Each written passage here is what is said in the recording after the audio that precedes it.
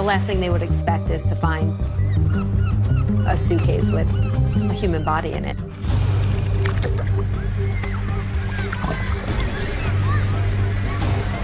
The big question is, how the hell did he get there? They were crazy in love at first, but it quickly became tumultuous. There were infidelities. They'd go back and forth. They'd fight. I think they liked the drama of it. And the next thing coming out of his mouth is, when I get home, I'm going to kill you. I'm going to smash your face in. He said he was leaving and he wasn't coming back. Were you ever angry enough to want to see him dead? There were times I wanted him gone, but gone doesn't mean dead. And Mel just said, well, I'm a single mom now, and now I've just got to get on with my life. I said, well, no, the next thing is we've got to figure out who did this to him. And after I got off the phone, I said, she did it. They couldn't find any forensic evidence whatsoever to establish that this was a crime scene. Do you still insist that you're innocent? Absolutely. I still feel like, how could somebody think that I did that? I think she did not actually commit the crime. It turns out it isn't the end of this story.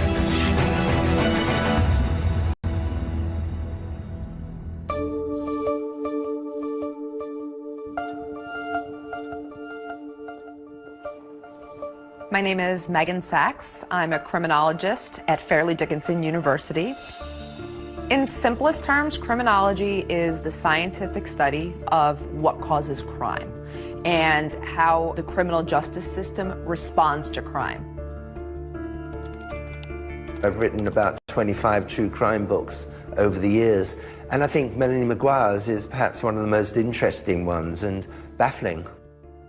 This is Melanie Maguire, arrested today minutes after dropping off her children at daycare.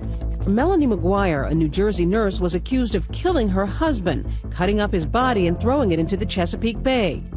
In 2007, what was being called the Suitcase murder trial was generating an enormous amount of media attention, not just in New Jersey, but all across the country. 3 bizarre discoveries, 3 separate suitcases, all containing human remains. The woman who was on trial for her very life. She says the real truth behind the crime has never been revealed. With no history of violence and no apparent motive for murder, could she really have done it? She was this beautiful young nurse, and they were this seemingly normal middle-class couple, and the murder happened in such a grisly way. The idea that this beautiful nurse could have actually killed her husband and then cut him up is just incredible. Of course, there were the salacious aspects. Mrs. Maguire is a registered nurse, and prosecutors say she had an affair with a doctor. She didn't fit the profile, I guess, of a murderer. Over the years, students and colleagues of ours have come to me and said, you know, Melanie Maguire proclaims her innocence and would love to tell her story. I started thinking, oh, maybe there is a little more to this case than what you just see on the surface. And then the idea of a podcast came up, and I was all in. On direct appeal, we examined the murder conviction of Melanie Maguire following a highly publicized trial. Looking at the evidence that was presented and the evidence that may have seemed insignificant at the time, we form our own conclusion about Melanie's guilt. We here at ABC have our own history with the Melanie Maguire case. Back in 2007, ABC's Cynthia McFadden had the first on-camera interview with the mother of 2 on trial for murdering her husband. Who is the Melanie Maguire you hope the jury knows? The one who tried to take care of everybody, who didn't make the smartest decisions, but admitted to those mistakes to the people she trusted most, but did not admit what she's accused of. I have been incarcerated for 12 and a half, going on 13 years now. Do you still insist that you're innocent? Absolutely. You're sitting here a wrongfully convicted person. Correct. Absolutely. And what have those years been like? I tell people it's not as bad as you think in some ways, and it's so much worse than I could ever articulate in others. After all these years, I still feel hurt. I still feel bothered. I still feel like, how could somebody think that I did that? This whole saga begins on May 5th, 2004, with an odd discovery in Virginia Beach.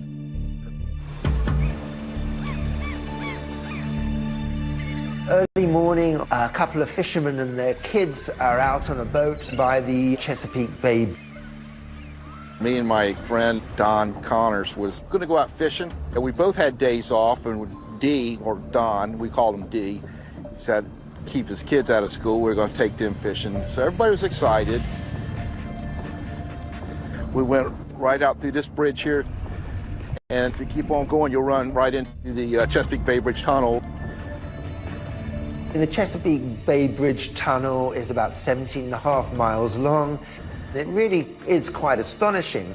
It connects the eastern shore of Virginia to Virginia Beach. Has 2 tunnels for 2 shipping channels, and once you get on the other side, you go north, you're up into Maryland, Delaware, New Jersey. So we went out there and anchored off of Fisherman's Island, and we were just doing some fishing. And suddenly, one notices that a suitcase has floated by. We wheeled the boat around, pulled up alongside it. I immediately thought it probably blew off of a car, you know, and off the luggage rack or something. Dee and his son had reached over and were trying to pull it up in. It had some weight to it, so I stopped the boat, reached in and helped him pull that thing up in there. And laid it in the floor of the boat. They found a dark green Kenneth Cole suitcase in pretty good condition that was apparently part of a luggage set of 3. They put it on board, and the little boy with them is very, very excited. He thinks it's buried treasure, so he wants to open it. The contents were covered with a thick trash bag, like a hefty bag or something. And I said, uh-oh. I was a little bit nervous then when I saw the black bags in there. So I turned to say something to Dee, and while I was talking to Dee, the young boy reached down and ripped open the plastic trash bags. There was no doubt of what it was. It was a set of human legs. There's a pair of male legs from the knee down, look very fresh, and they recoil in horror. I looked down there and said, oh my gracious. So I closed the bag back up, and I dialed 911. I was out on patrol in the Chesapeake Bay when I received a radio call. I made arrangements with him to meet me, and he transferred a suitcase over to my boat. I handed him the luggage, and he seemed surprised. He goes, what do you want me to do with that? And I said, open it up. I was pretty shocked. I'd never seen a suitcase with body parts in it before. There really wasn't any smell. They actually looked kind of fresh. The first suitcase being found was big news. It's not, a common find by any means, especially in this area. This is an alarming story. Everybody wanted to know who the man in the suitcase was. We kind of figured there had to be other suitcases with other parts in it. After the initial shock of them finding the suitcase, everyone was just waiting for what was going to wash up next.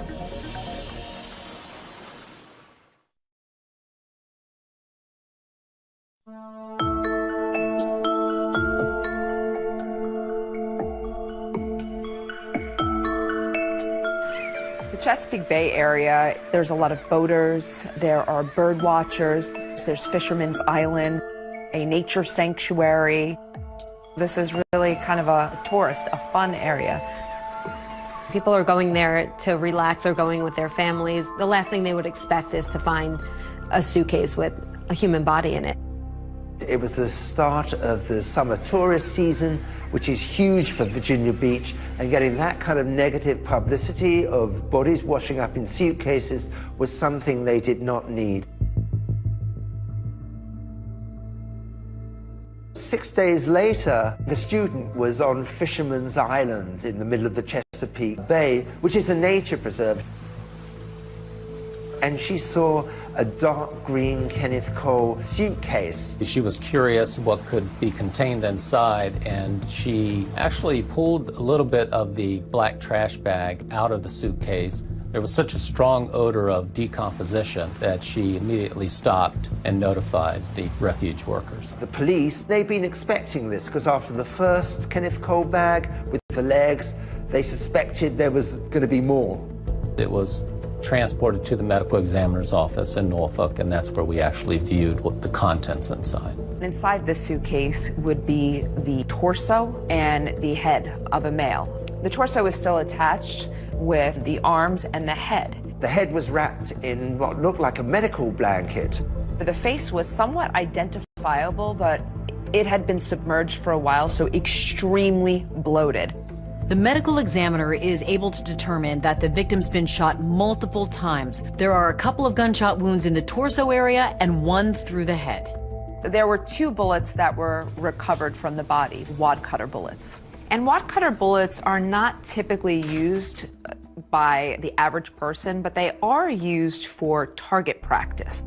And it became a very big local story. A student discovered a suitcase near Fisherman Island. Inside, a human head. It's getting a lot of coverage. It's the second suitcase in a week found near the Chesapeake Bay Bridge Tunnel, and the second one containing body parts. And everybody was waiting for the rest of the body to turn up. Well, the third suitcase was found on May 16, 2004 in the water by a fisherman.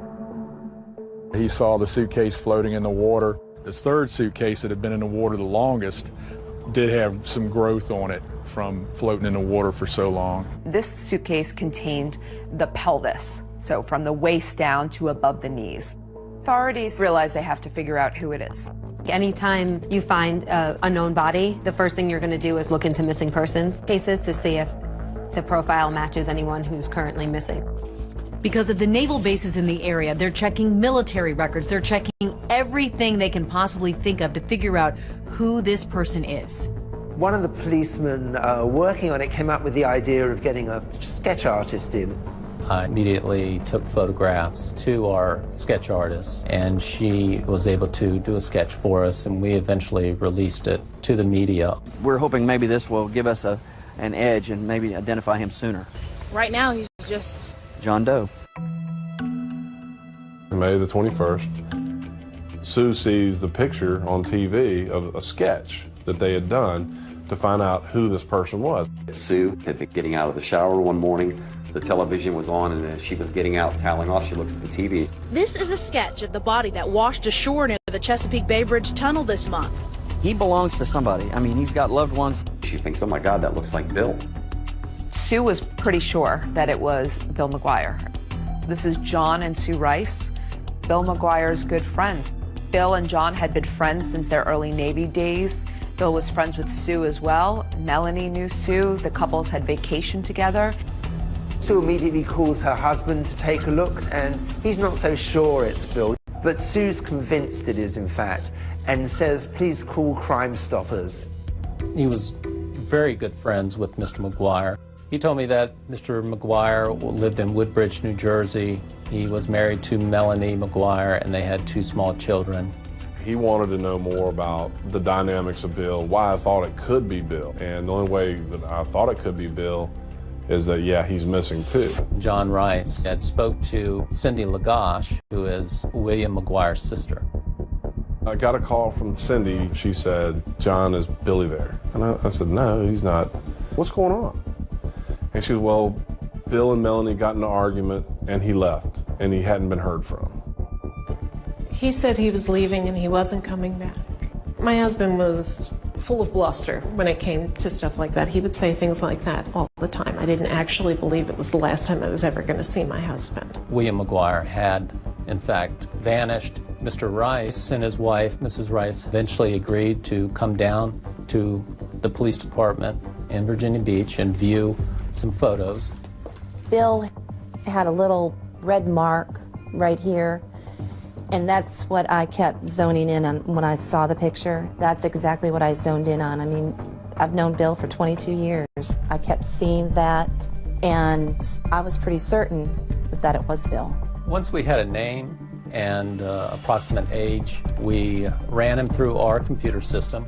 He ran a check on Bill McGuire, and he found that McGuire had been arrested in Virginia for a reckless driving charge in the 1980s. His fingerprints were on file already, which made it a lot easier, and they're very quickly able to confirm that the fingerprints matched. The man in the suitcases was identified as 39-year-old William McGuire of Woodbridge, New Jersey. So according to Melanie, she just thinks her husband is missing, but she is about to get the news that will change her life forever. And I said, I'm sorry to tell you, ma'am, that William is deceased. And I just burst into tears. Now they've solved the mystery of who the man in the suitcase is. The big question is, how the hell did he get there?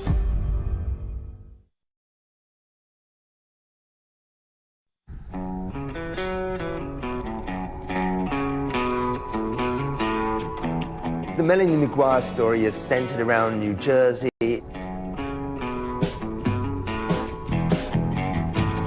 They lived in the working class part of New Jersey where The Sopranos took place, which was perhaps the hottest show at the time.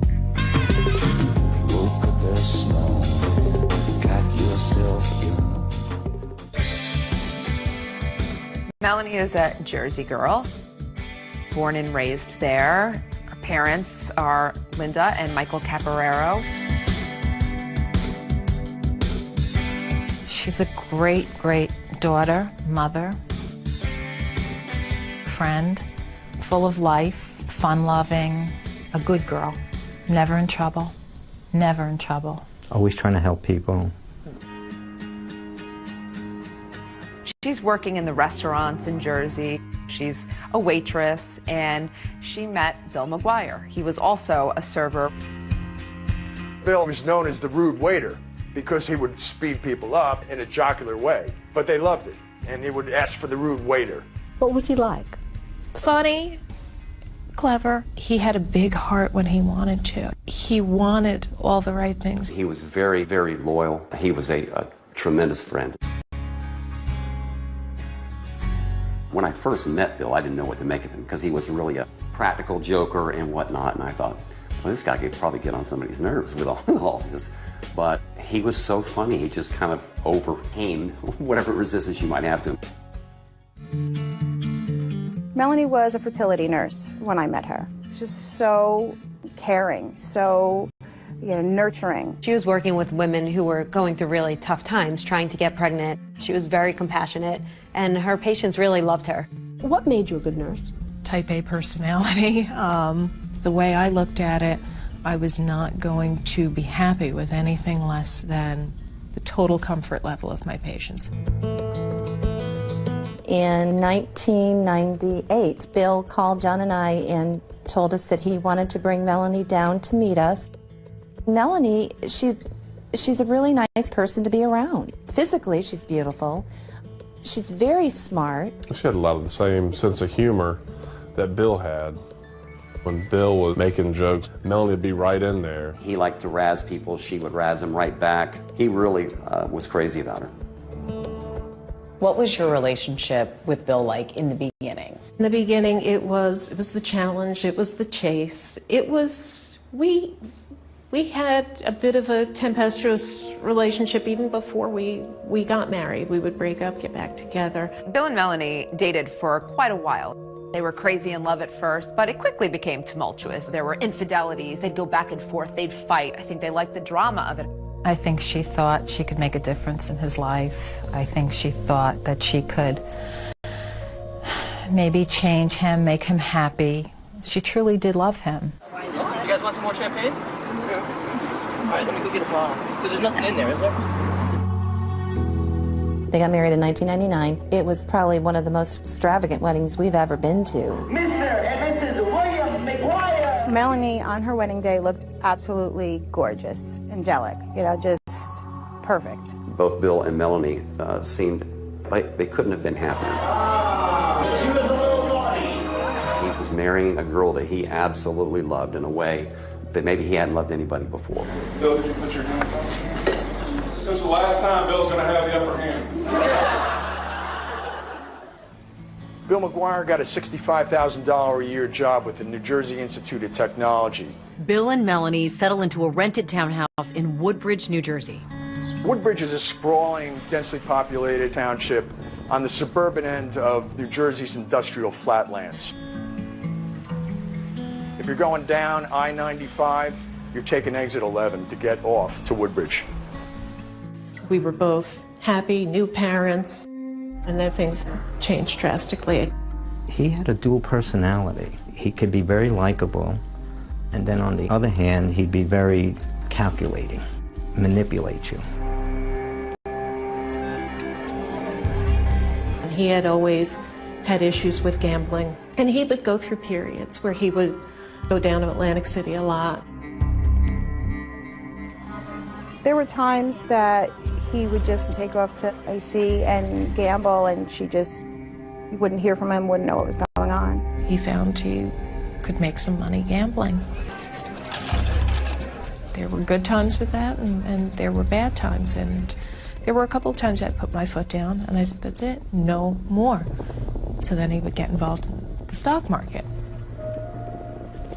He wanted what he wanted, and he couldn't get it fast enough, and with that came frustration, and eventually that frustration became directed at me.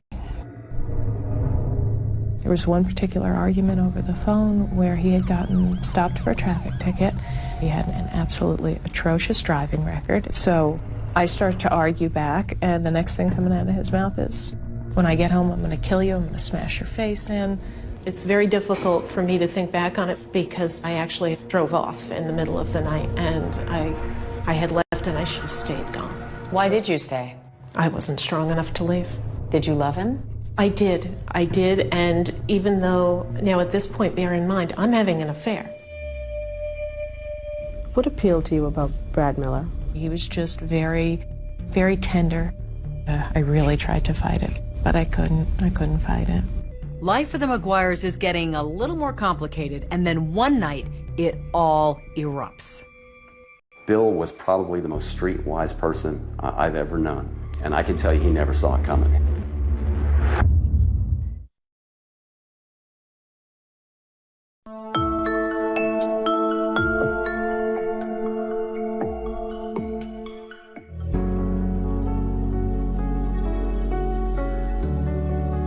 Melanie is loving, caring, funny, considerate. We just clicked right away, to the point that I asked her to be in my wedding when I got married. Love is always patient and kind. It is never jealous. Love is never boastful or conceited, and is not resentful. Love takes no pleasure in other people's sins, but delights in the truth. In June 2001, the McGuires were already married for a few years. And even though there was some friction in the marriage, Melanie McGuire decided to have another child. Little does her husband know just how ill-timed this pregnancy is. Not only is Melanie about to have their second child, she's also having an affair. Dr. Bradley Miller was a partner in RMA Associates, and Melanie was working as one of his nurses. He was so kind.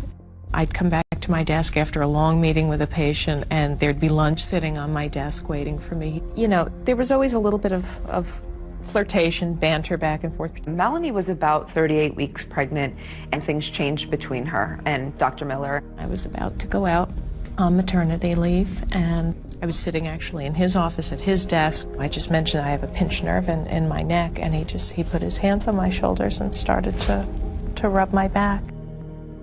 I really tried to fight it because this was not going to be good. This was not going to be good for anybody, but I couldn't fight it. After Melanie came back from maternity leave, she and Dr. Miller started a full-blown affair, and it seemed like they were falling in love with each other, although they were both married with young children. Shortly after my second son was born, that's when things began the final descent downhill, if you will.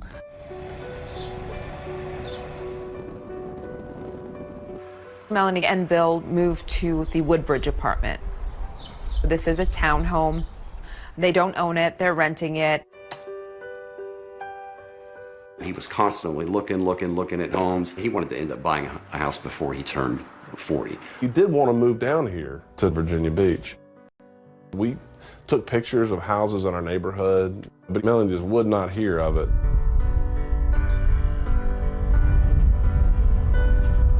They ended up putting a really sizable deposit down on a very nice home in New Jersey. It was a very nice house. It had quite a bit of land. It was a $500,000 home. It was very contradictory. She's becoming closer to Dr. Miller, but she's going along with Bill's idea of buying a house. The marriage wasn't going well at all. So why were you buying this $500,000 house together then? The idea for me was we had a chunk of money, cash, that we were putting down on this house. In the past, we'd come to points where we had been in similar situations, and he would, ultimately something would happen and he would go and gamble the money away. I figured this at least was an investment. On April 28th, they're due to close on the house at 2 o'clock in the afternoon, and she's in constant touch with Dr. Miller, who's pleading with her not to buy the house. He wants to be with Melanie, and he sees a future life with her. And Melanie told him that, you know, not to worry about it. It's going to be okay. I'll take care of it. After they close on the house, they go back to their rented townhouse. Bill is so excited. He calls John Rice. John said that Bill had never been happier. The last person Melanie speaks to that night is Dr. Miller. She tells him, look, we've closed on the house. Bill's had some red wine. He's asleep on the couch, but when he wakes up, we're going to sort this out, and I'm going to tell him I want a divorce. Melanie described the events that would happen later on as a big fight. You and Bill had a horrible fight, yes? Correct. We fell asleep on the couch, woke up early morning hours, and it was never a bad time for an argument. We're talking probably 3, 4 o'clock in the morning. And it starts on the house. I settled for that house. The hell are you talking about? You settled for that house. It's a $500,000 house. That's not what I wanted. Melanie says that Bill turned around and said, what I really wanted was a house in Virginia for cheaper, but you refused to let us do that, and so I have to settle. And she says this turns into a very heated argument. From there, things became more physical. How physical? In what way? He shoved a dryer sheet in my mouth. He had a thing about dryer sheets. The story that Melanie tells about a fight that seems to escalate over a dryer sheet is the same story she told us back when we first spoke with her. We're still arguing, and there's the laundry basket, and there's a dryer sheet just hanging out of one of the baby's sleeves. He hated them. He thought it was lazy that I wouldn't stand there and put in the liquid fabric softener, and yeah. And it went out of control. This was the type of mother I was, that I would leave this sheet in there for my baby to possibly choke on. Before I know it, I'm up against the wall, and the dryer sheet is being shoved into my throat. And then he just smacked me. In the face? Yeah, open hand, because he probably would have broken my cheek if it had been a closed fist. And I looked down, and there's my 2-year-old. I grabbed the baby and went to the bathroom right behind me and shut the door. I just wanted away from him at that point. He said he was leaving and he wasn't coming back, and I could tell my children why they didn't have a father. Did he say this to you through the bathroom door? Yeah, through the bathroom door the entire time. I imagine he was packing things and leaving. He was up and down the stairs a lot, but every trip back and forth berating me. What's the last thing you remember saying to him? Stop. Stop. Melanie said he'd driven off, and she presumed he was in Atlantic City. He would have been back. He would have been back. I knew it. But this isn't just a few days that Bill McGuire is gone. We're talking weeks. What bothered me was that Melanie never reached out and said, hey, Bill's missing. She never reported her husband missing, and it's almost 30 days. The fact that we never heard anything from her was deeply suspicious to me. Love is always ready to excuse, to trust, to hope, and to endure whatever comes. Love does not come to an end. This is the word of the Lord.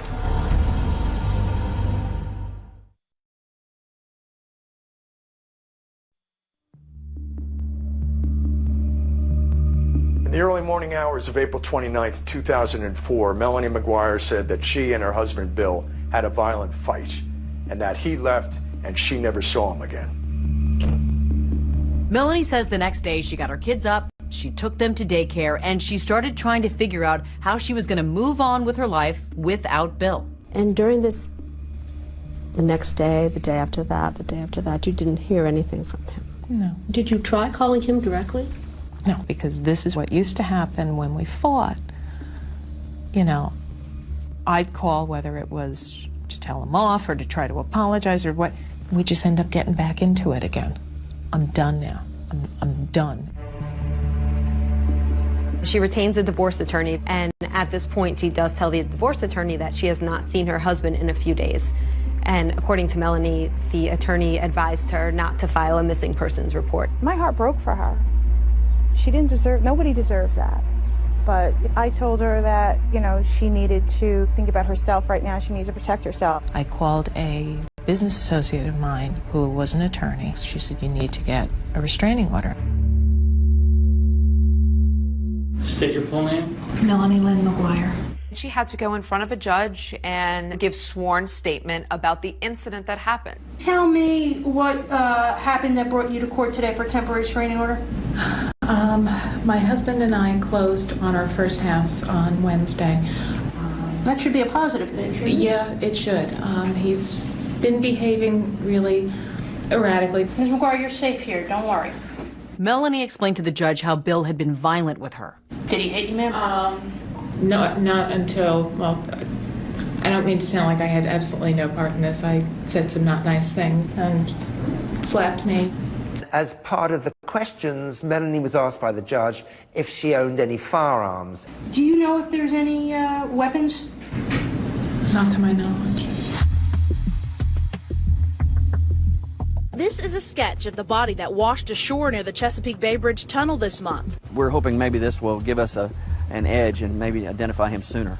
About a month goes by between the time that Bill disappears and when Sue Rice identifies Bill McGuire after seeing the sketch on local TV. The next thing police have to do is notify Melanie McGuire of the death of her husband. Melanie was asked to come down to the police station. The officer came out and he says, is your husband William McGuire? And I said, yes. And he said, I'm sorry to tell you, ma'am, that William is deceased. And I just burst into tears. But there's one thing she never asked. How was Bill McGuire murdered? They did not tell her how and the condition in which he was found. That would be one of the first questions that I would ask. The next step was that the Virginia police wanted to speak with Melanie. Melanie agrees, but she brings her divorce attorney with her and another criminal attorney in that practice.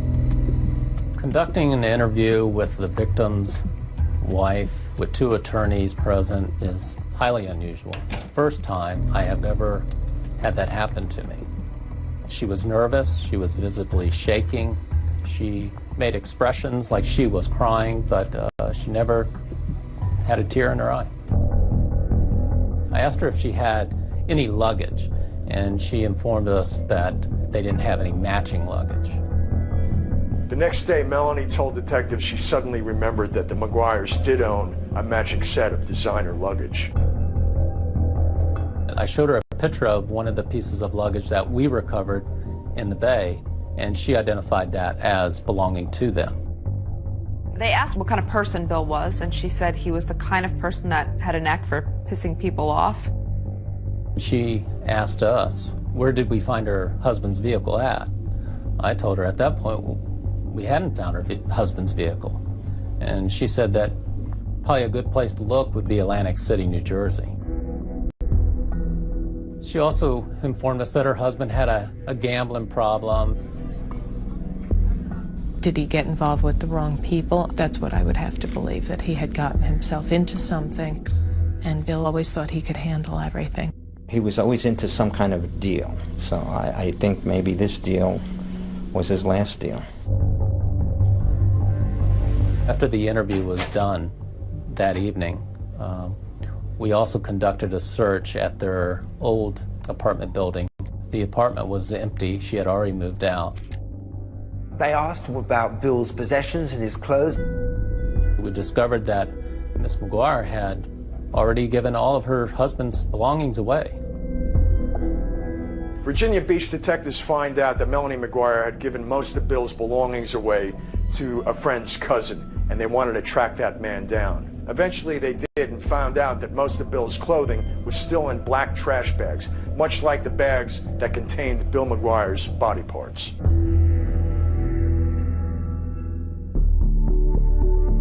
The garbage bag, by sight, looked identical. Things are starting to make sense with the detectives. There's the black trash bags, and there was also the hospital blanket that the head was wrapped into. And they're thinking, well, Melanie McGuire is a nurse. That's kind of an odd coincidence. At Melanie's suggestion, detectives start to search Atlantic City for Bill's car. And lo and behold, that's exactly where they find it. The Atlantic City forensic unit processed Mr. McGuire's vehicle. They took photos, they fingerprinted, they vacuum cleaned the floorboards. The body was released to Melanie on a Tuesday. Immediately she had him cremated. And the funeral lasted all of 10-15 minutes at the most. She called the following evening after the funeral, and at that point I just kind of blasted her. I just told her, I said, Melanie, Bill deserves so much more. And Mel just said, well, I'm a single mom now, and now I've just got to get on with my life. I said, well, no, the next thing is we've got to figure out who did this to him. And after I got off the phone, I remember hanging it up, and I said, John, she did it. She did it. Everything pointed to Melanie McGuire. Through wiretapping her phones, the police discovered the relationship that she was having with Dr. Miller. It's a eureka moment because it provides motive. I've told them everything that I know.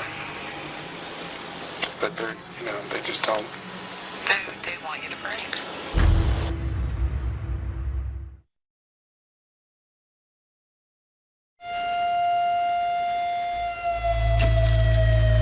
What's the last thing you remember saying to him? Stop. Stop. People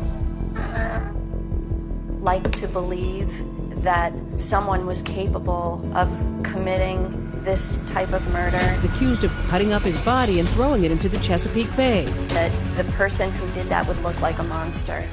But sometimes killers look just like Melanie McGuire. Is there anything else you're not telling me? Like what? Like I killed my husband? Did you? No.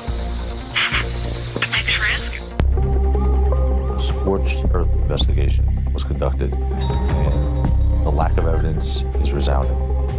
The evidence in this case points to a well-organized, meticulously planned execution of a murder. Computer searches that said how to murder someone, how to poison someone, basically multiple searches about how you kill someone. I don't get to be an evil genius and an idiot at the same time. I believe that Melanie was wrongfully convicted. Who do you think killed your husband?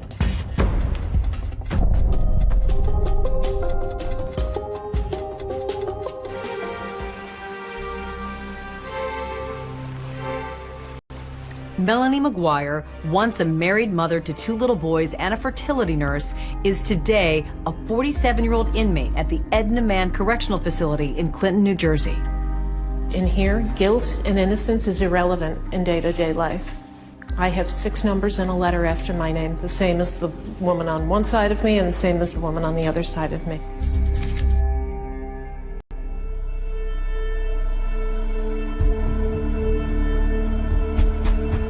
After Virginia Beach exhausted their investigation, they realized all signs pointed north to New Jersey. My name is Patty Prezioso. I was the lead investigator in the Melanie McGuire investigation and prosecution. Patty Prezioso was a very driven and highly successful Assistant Attorney General in New Jersey.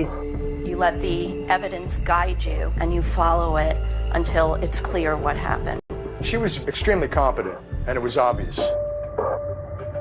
The task force had local police, state police, the Attorney General's office. They decided to treat this case with top priority.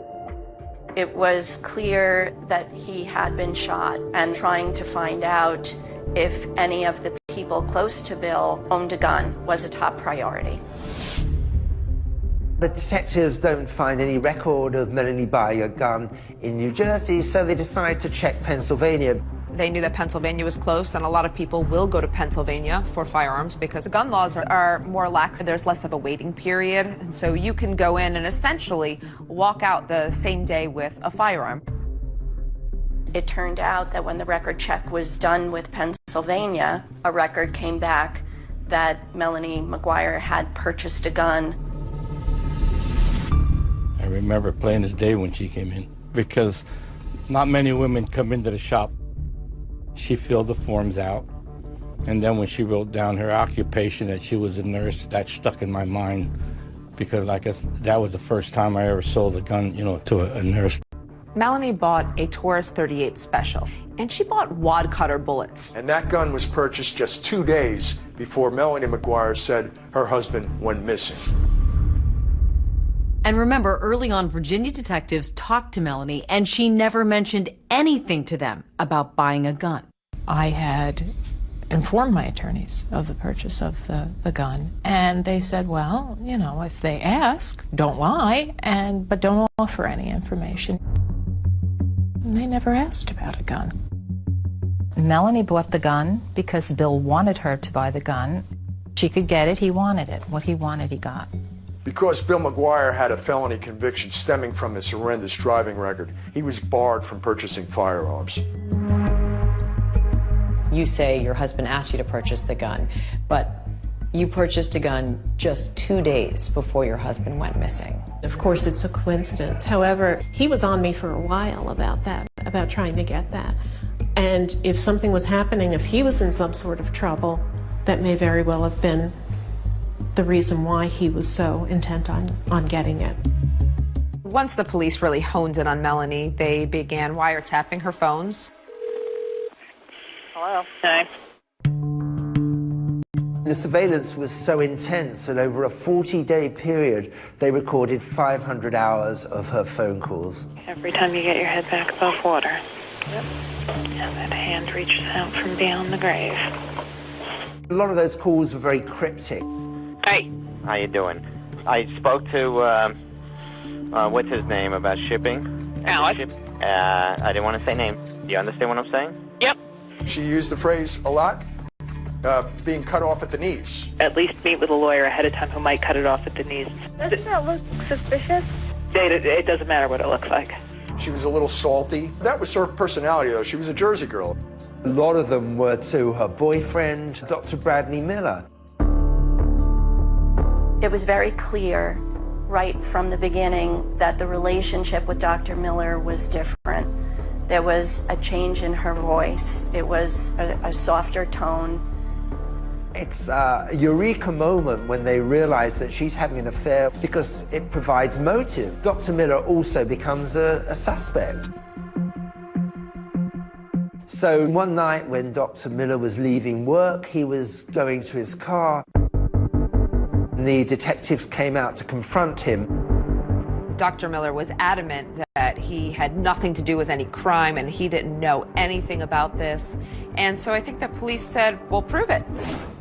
If you're willing to wear a wire, we'll believe you. It is now 2:30 p.m., May 31st, 2005. Brad Miller making an outgoing call to Melanie McGuire. Hello? What's up? I've told him everything that I know. but they're, they just don't. They want you to break. I mean, if you want us to stick together, I gotta know everything now, before this goes any further. What do you mean you have to know everything now? I mean, there's no other secrets between us, right? That I can think of. You swear you had nothing to do with us? Yes. And your children's lives. Because I'm standing by you. Yes. In those intercepted phone calls, another friend she was speaking to was Jim Finn. Melanie met Jim Finn in nursing school, and Jim admittedly had a crush on Melanie. But once she left nursing school, she never talked to him again. That was it until February 2004, and she suddenly got in touch with him again. When she needed something, he was someone that, she could manipulate, and she knew he was a lover of guns. The police also approach Jim Finn because they find that before Bill disappeared, she's been talking to him about the firearms. She said to him, hey, I need to talk to you. There's some weird stuff going on here, and Bill is acting weird. Jim, who really still holds the torch for Melanie, and Melanie knows that, says, well, maybe you should get a gun to defend yourself. Investigators pick up Jim Finn, who also allows them to record his conversations with Melanie. And once they hear what's on those calls, they're satisfied Finn knew nothing about the murder. The reason I asked you about buying a gun is because my husband wanted one. He wanted one? Yeah. Not only did he want one, I bought one for him. Why didn't you tell me? At the time the detective spoke to Jim Finn, he had no idea that Melanie McGuire had purchased a gun. He was surprised. Is there anything else you're not telling me? Like what? Like I killed my husband. Did you? No. But thanks for asking.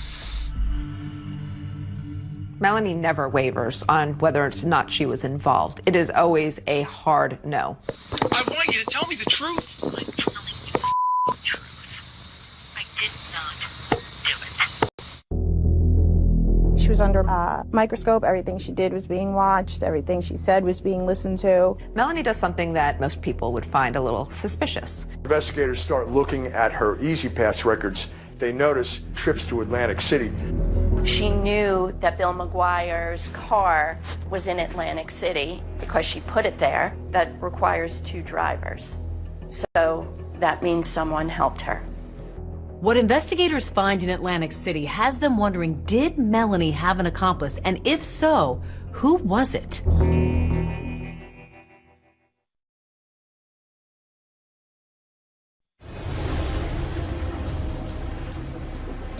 The next set of clues in the mystery of who killed Bill McGuire leads investigators to a 170-mile stretch of toll road, the Garden State Parkway.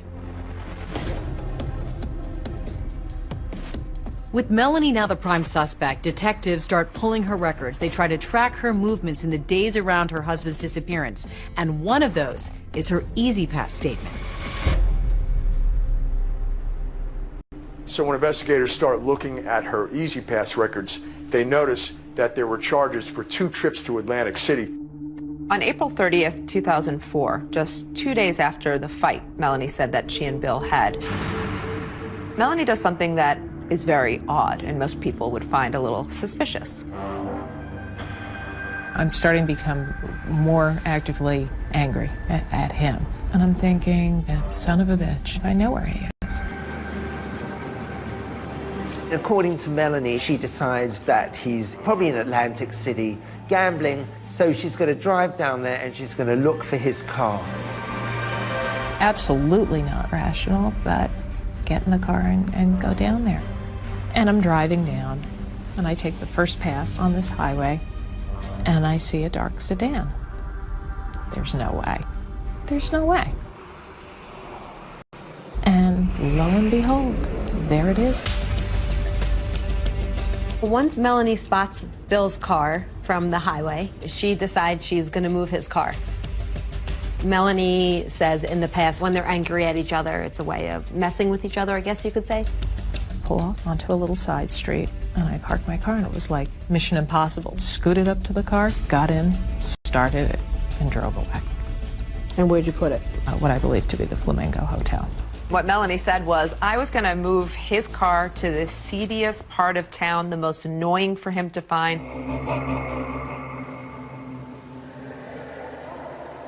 That just didn't make any sense. That he was physically abusive to her, but then she goes to mess with a car with a guy that she claims she doesn't want to be around. It sounds beyond ridiculous sitting here saying it, and I acknowledge that, and I can't, you know, it's the truth. It's an incredible story, meaning it's just not credible. We believe she was planting his car in Atlantic City. She was trying to create an illusion that Bill McGuire was still alive. That requires two drivers. So certainly that means someone helped her. Someone had her Pathfinder, and she was driving Bill McGuire's car. They put the car at the Flamingo Hotel, and then she went home with the person driving her car. And investigators thought they'd struck pay dirt when they discovered that hotel's parking lot had surveillance cameras. In truth, of course, the footage did not capture who the driver was. The surveillance video from the Flamingo Hotel actually showed the victim's vehicle being pulled into a parking space. Because of the darkness and the glare and the background lights, you could not actually see the person that was occupying the vehicle. There was another inexplicable road trip, this time to Delaware, 5 days after her husband went missing. She had shared with Dr. Miller that in the early morning hours of May 4th, she was actually furniture shopping. Investigators think that this Delaware furniture trip is really just a ruse. That same road would have taken her to the Chesapeake Bay Bridge Tunnel. Normally, someone would take the New Jersey Turnpike to go over the Delaware Memorial Bridge, picking up Route 13, which runs south to the Chesapeake Bay Bridge and Tunnel. Patty Precioso says that Melanie actually left the night before from New Jersey, drove Bill's remains to Virginia. We believe that that was when she took the suitcases with Bill's remains and got rid of them in the Chesapeake Bay.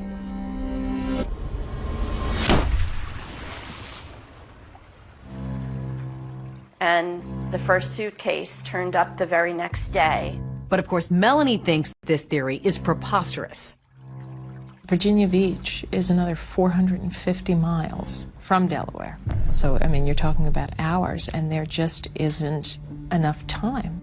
And why would she drive all the way down to Chesapeake with the body parts in the car, thinking, I'm not going to get stopped, I'm not going to break down? What a chance that is. You know, I mean, you can't stop on a bridge and open a window and throw 3 suitcases out. Maybe if it was one of these pieces of circumstantial evidence for which you might have a reasonable explanation for 1 or 2, but we're talking a large amount. You can't have reasonable explanations for all of them.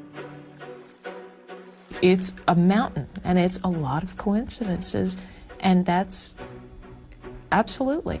But coincidences don't always make for the best evidence, and detectives were still searching for any physical evidence that would link Melanie McGuire to her husband Bill's murder.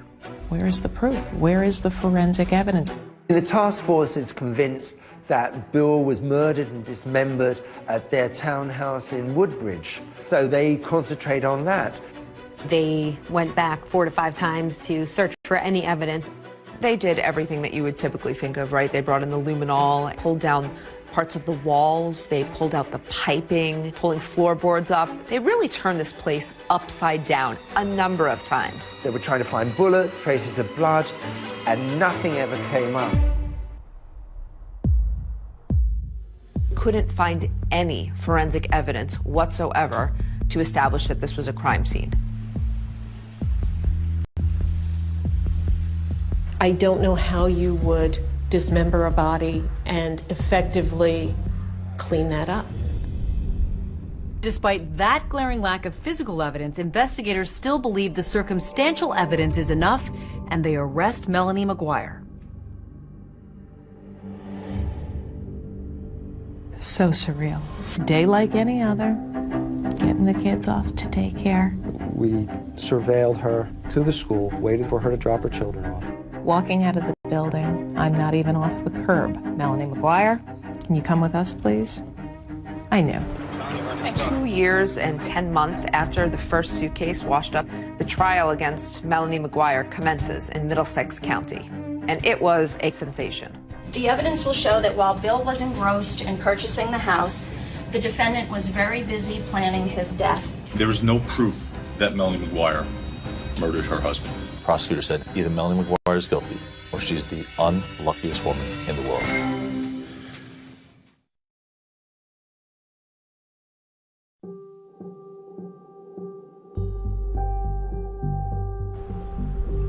On Monday, March 5th, 2007, 2 years and 10 months after the first suitcase had washed up in the Chesapeake Bay, Melanie McGuire went on trial for her husband's first-degree murder. This was a case that had garnered a lot of media attention in New Jersey.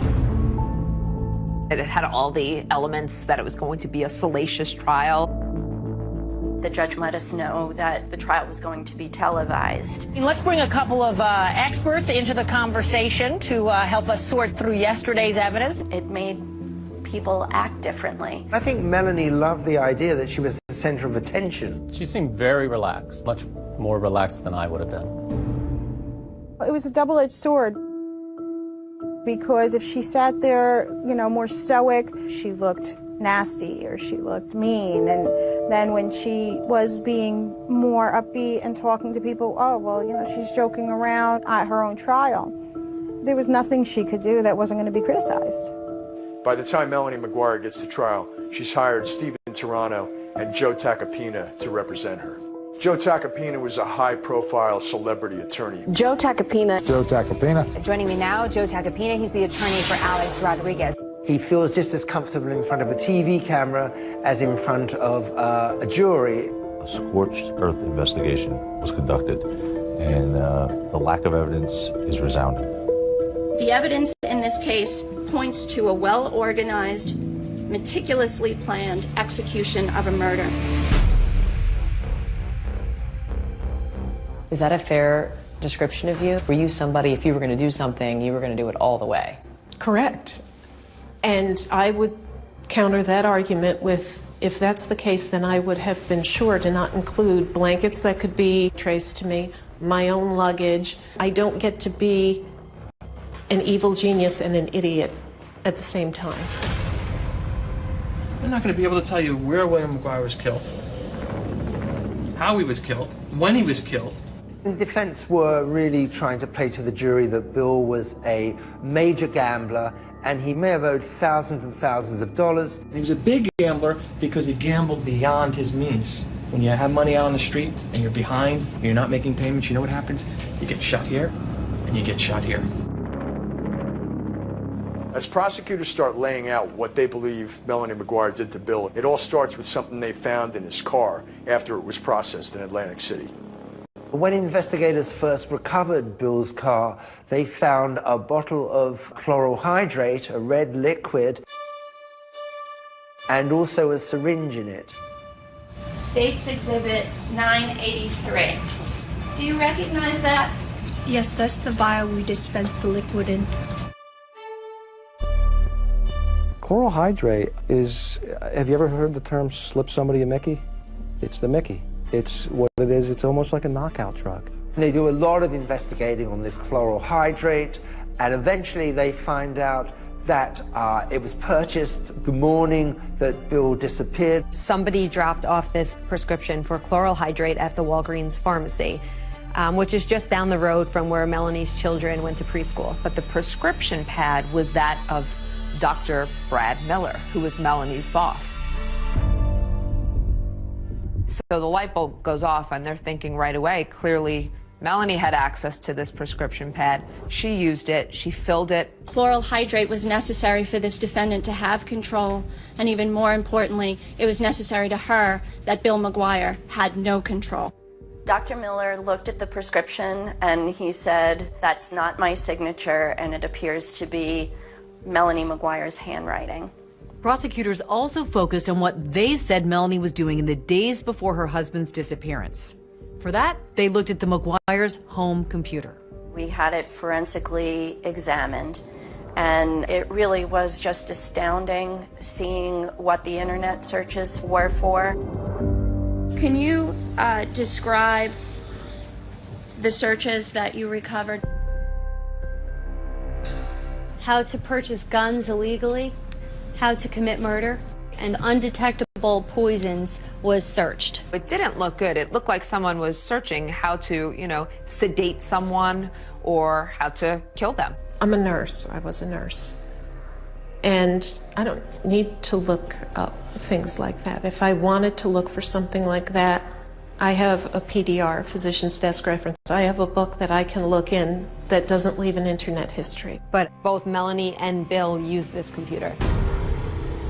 So it's really hard to figure out who was searching these things. Now, you have absolutely no idea of knowing who actually conducted the searches that you talked about, correct?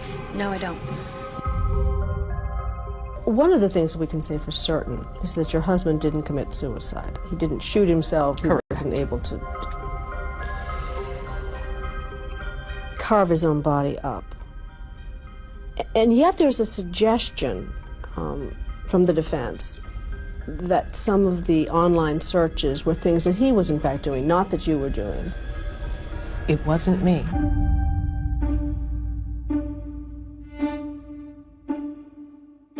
Although investigators found no physical evidence in the McGuire's home, they did find something significant in Bill McGuire's car. After Bill's car was recovered in Atlantic City, our criminalist was able to locate several pieces of small flesh.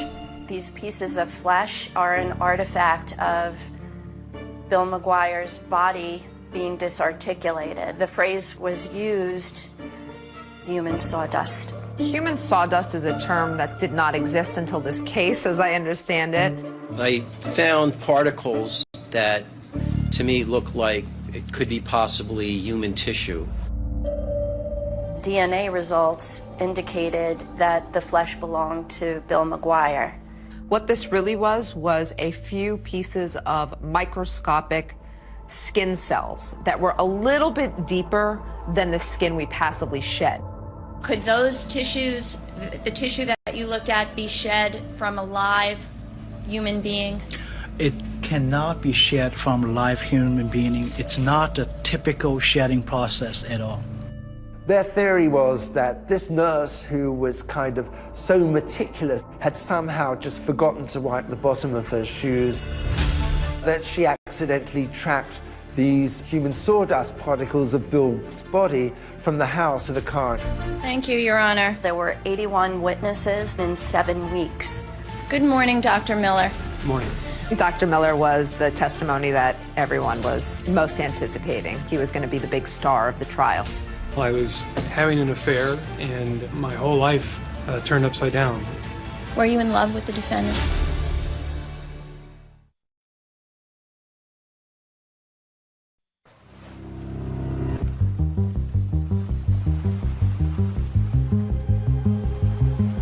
Do you want to call your next witness, please? Yes, Your Honor. The state calls Dr. Bradley Miller.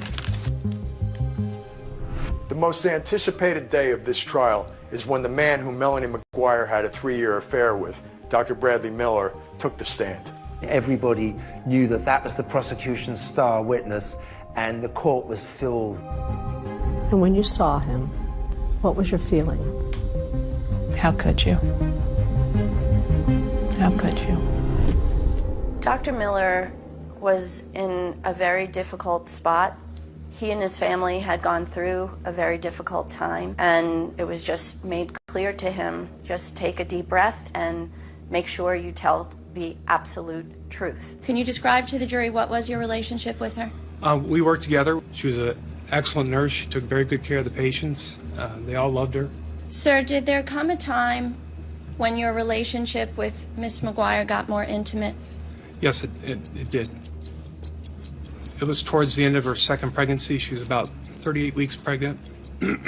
And before she went on maternity leave, we had oral sex in the office. So not proud of that. It has to be pretty hard to hear it come out in court. hard for me to hear it, hard for me to think, oh my God, my parents are hearing this, my 84-year-old grandmother is hearing this. Were you in love with the defendant? Yes, I was. Had the two of you discussed future plans together? Yes, we were hoping to be together in the future. If we do make it through this, I'll just have to take whatever money I can get and get away.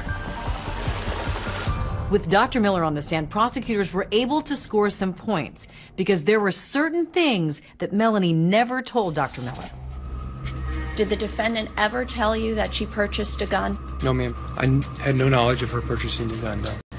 Did the defendant ever tell you that she went to Atlantic City and parked her husband Bill's car at the Flamingo Hotel? No, she did not. Did there come a time when the defendant shared with you that she had done that? Yes, and I asked her, well, why didn't you tell me this sooner? And she told me that she didn't want me to be upset, that she's going back to find Bill, to bring him back, and rekindle the relationship. We looked very closely at Dr. Miller. There was no evidence connecting him with this crime.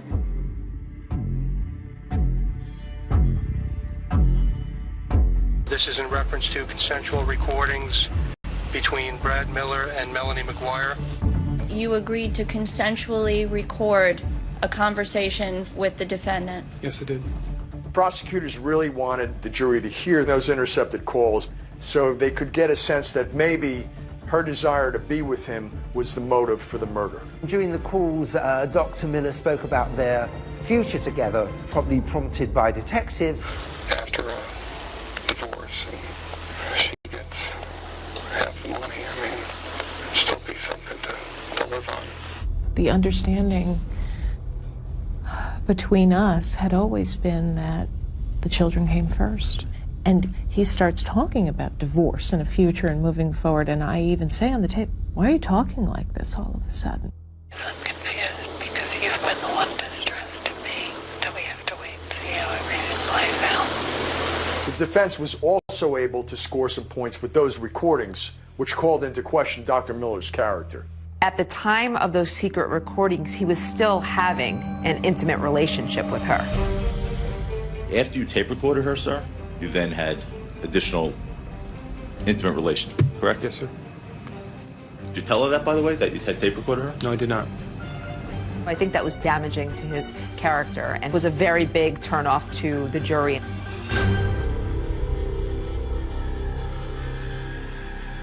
Have you ever had contact again with Dr. Brad Miller? No. No. After the day he testified, I haven't laid eyes on him since. You have no desire? It's tough. That was a tough betrayal to swallow.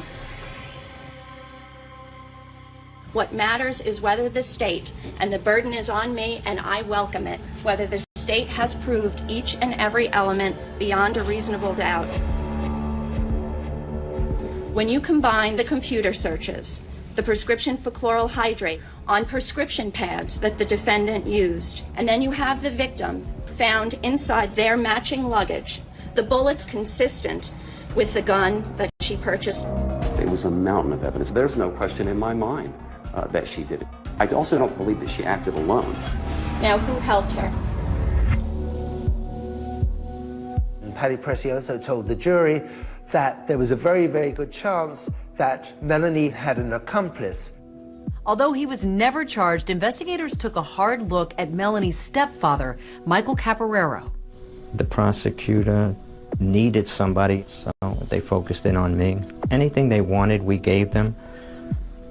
We gave them DNA, we gave them hair samples. I had nothing to do with anything involving that crime. You don't need the precise when. You don't need the precise where.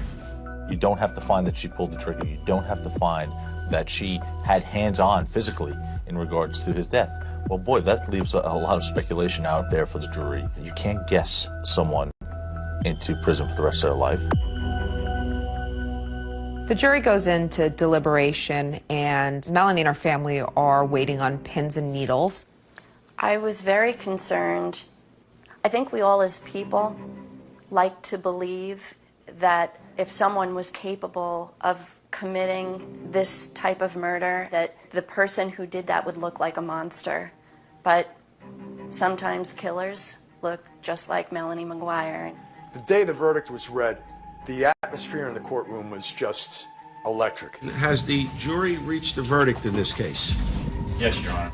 How do you find as to the count of the indictment charging Melanie McGuire with the murder of William McGuire?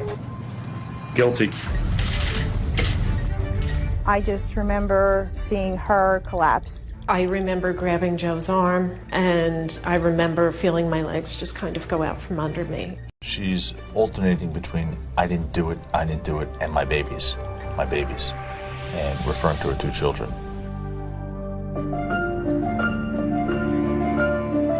The court finds that the maximum sentence should be imposed. Melanie is sentenced to life in prison plus 5 years. We're going to fight on. This is a definite setback. This is round one. This is not the end of the story. This is episode 14, Direct Appeal. I see a mountain of reasonable doubt. And thanks to these two professors turned podcasters, it turns out it isn't the end of this story. How could anyone be convicted with that amount of reasonable doubt? It's stunning.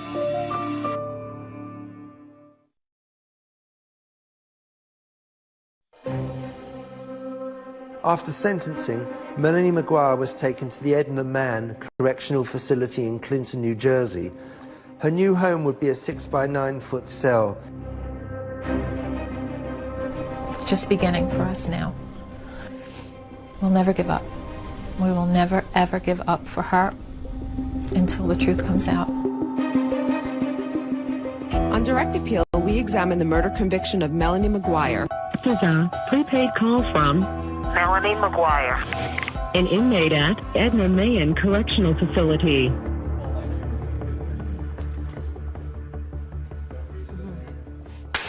All right. Obviously, Melanie's been convicted. She's exhausted all of her appeals at this point. So how did the idea for this podcast come about?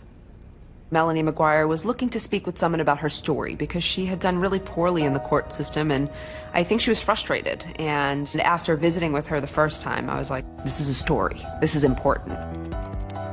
I expected the worst, and what I got was just one step shy. They give the verdict, parole eligible at the tender age of 101.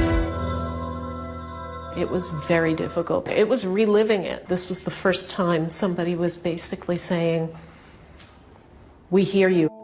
What'd you say? Let's get to the juicy part. I want to know, do you think she is innocent or guilty? In the end, I believe that Melanie McGuire was wrongfully convicted. So you believe an innocent woman is behind bars right now? Absolutely. I believe this is a case of a wrongful conviction. So let's talk about some of the questions you raise in your podcast, and let's begin with the gun. The gun to this day has never been recovered. One of the key witnesses for the prosecution was a forensic ballistic expert. So these are two discharge bullets. They're referred to as a 38 caliber lead wad cutter bullet. Is it possible that the gun Melanie bought is not actually the murder weapon? I think it's probable. No one plugged the serial number of my gun into a website to find out what the specifications were. Apparently each gun makes something called lands and grooves. Lands and grooves are rifling characteristics that are machine pressed into the barrel of a gun. And when the bullet passes through the barrel, the same number of lands and grooves are going to be imprinted essentially onto that bullet. There were 5 lands and grooves that my weapon was said to have made based on the company's website. The bullets that came out of my husband had 6 lands and grooves. It was a mistake on a gun manufacturer's website. We were not gathering evidence from a gun manufacturer's website. The evidence that was at trial was from ballistic experts. But the website was updated. It was. After this trial to incorporate the possibility Of that 5 it or could 6. have 5 or 6. I thought that was questionable. I think it's very questionable that for years historically it says one thing and then it's updated right after. Let's talk about the garbage bags. The prosecution had an expert that said that the garbage bag in which Bill's body was found in was consistent with the garbage bags that came from Melanie's apartment. You can see these lines here. There's a straight line here, this sort of smooth line. There's also two other lines close together in basically the exact same position. This indicates that these two bags were made at the same facility on the same line within a very close proximity of time. He ran tests, but he didn't do all the tests that you actually need to definitively say whether these bags matched. Even his own data shows that they probably weren't the same bags. Well, there are always other tests that can be done in any analysis. Based on the testing we had conducted and the results that I observed, I felt competent at that time to conclude that the bags were produced during the same run. They put on a really good show. And I think when you have props, two garbage bags, oh wow, those do look alike. And so what the jurors are listening to sounds like fact, when in reality, it's just someone's expert opinion. There is something else that's significant that you think the jury should have heard more about that was found inside those suitcases. If you look through the lab reports, page upon page upon page, white hair, brown hair, black hair, animal hair. I think that's indicative that there was animal hair where the dismemberment took place of Bill's body. You mentioned that you found some animal hairs. Did you find anything that you considered of evidential value? No. And they looked high and low to connect Melanie to some pet. And once they found that there was no way to connect Melanie to these pet hairs, it became not of evidentiary value. Why is that? Simply because they don't match your suspects? Those hairs should have been tested because that's a huge question mark. Melanie did not incapacitate, shoot, use a saw to dismember her husband. You know how hard it is to cut through bone? It is physically exhausting. And also, if the crime scene didn't happen there and she's home with her children all night, where is this happening? There are just too many holes in this story. In this case, with the mountain of evidence against her and a very complex plan, I submit to you it's amazing we know as much as we do. This was a murder trial. It wasn't a contest to see who could outsmart the investigators, and if someone is smart enough to successfully hide a crime scene, that they win. Did you find any evidence that exonerates Melanie, that proves her innocence? I wish we did. I had hoped we would. I still think that we might get a tip in that direction. What do you say to the people at home who watch this and say, how dare she talk from prison and bring this all back up again? Enough pain has already befallen her husband's family, her own sons. There's a murderer walking around. Even if we discount what's happened to me, the killer is out there. And it's not me. She had about as good a counsel as money could buy. She certainly had a fair and impartial jury. The fact of the matter is sometimes the evidence is such that your attorneys, no matter what you can pay them, they simply cannot overcome what you've done. So she can say whatever she wants. She's a liar and she's a killer. Today your boys are young men? They are. Is there anything you'd want to say to them?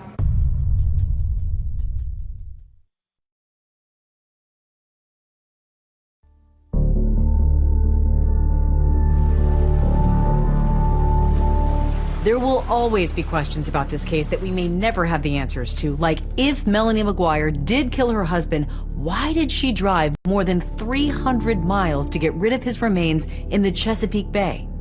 His friend John Rice has a theory. Bill did want to move down here onto Virginia Beach. After a time, he gave up on that idea. So it almost seemed like a vindictive thing on her part to drive him down. Oh, you want to go to Virginia Beach? Here you go. Why was it important for you to tell this story on your podcast? A lot of people who are convicted, they'll go through the appeals process, but they won't prevail.